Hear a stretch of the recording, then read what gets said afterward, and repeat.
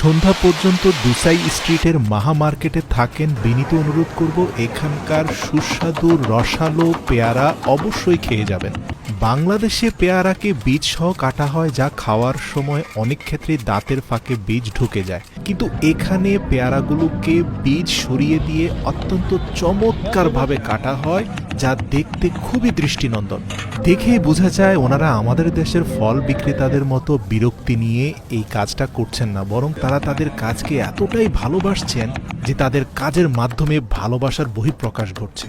এই ব্যক্তিকে দেখুন ধারালো চাকুর সাহায্যে কতটা সুনিপুণভাবে তিনি তরমুজ কাটছেন এবং কত দ্রুত ফ্রুট বক্সের মধ্যে কাটা তরমুজকে ফেলছেন। ওনাদের দেখেই বোঝা যায় যে পছন্দের কাজের পেছনে ওনারা দৌড়ান না, বরং যাই কিছু করেন না কেন সেটাকে ভালোবেসে করেন। আর এই জন্যই ওনাদের এক একটি কাজ এক একটি শিল্প। চোখ বুঝে আপনি ওনাদের যে কোনো খাবার খেতে পারেন, কারণ খাদ্যদ্রব্যের সাথে যে ফরমালিন মেশানো যায় এই ইনফরমেশন এখন পর্যন্ত ওনাদের কাছে পৌঁছায়নি।